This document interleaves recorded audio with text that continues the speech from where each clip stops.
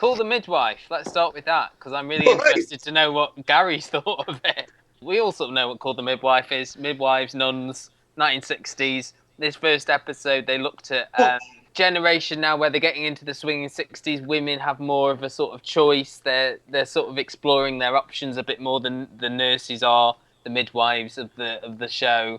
And then there was a story about a baby born with deformities, which was quite hard. I can never say it. Thalidomide. Yeah, thalidomide. This is the controversy. I mean, this is the start of that sort of story, which it'll go into. This was literally just focusing on the birth of the baby. They didn't really bring up the drug very much in this episode. No. Gary, what did you think of it? Did you enjoy it? I can't believe we're doing this. I honestly can't believe it. I mean, obviously, I'm aware it's a female-focused show.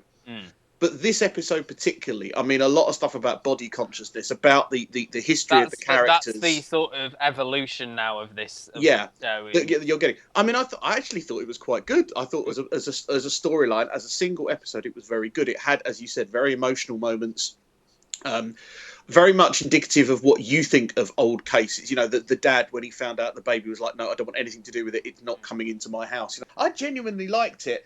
And I thought there were some very good performances in it. As I said last week, when people think about Call the Midwife who haven't seen it, they just see it as this sort of twee program, and that's sort of, to an extent, what it started as, but it sort of developed into a more sort of heavy-hitting issues-based thing, especially when they sort of navigated away from using Jennifer Worth's memoirs, and Jessica Raine left the series, and Miranda left the series. Well, thank goodness for that. Yeah. But from what I see as well, next week they're going on to breastfeeding versus, bottle feeding as well. They're really going through some issues which are very relevant now as well. So, I mean, as we said last week about Jericho, it's not really, it's not a cop show. It's it is a little bit of a medical show, I suppose, but that's not the sort of abiding element. It's not Casualty, so... No, it's more... I suppose... Yeah, go on, Luke. This would be the only time to ask Gary where he stands on breast or bottle. He doesn't stand on either. Normally he tries to avoid it. He does if he pays a bit extra. I think I'll plead the fifth.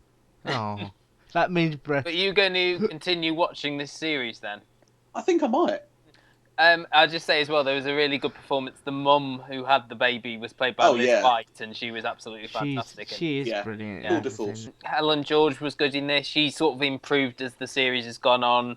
I think her name is Emerald Fennell, the actress who plays Patsy. She's good. They've got this storyline where I don't know if you got that, Gary, the Welsh girl is her lover.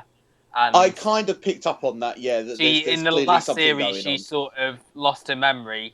There was something in the Christmas special that I watched about them as well. So I think she's now regained a memory, but her mum doesn't want to move out on her own with her lesbian lover. So, all going on Call the Midwife makes one born every minute look a bit dull. Luther's ex-wife's lesbian lover? Not her, no. Okay, no, she was in Dr. Foster more recently. Oh, that's true.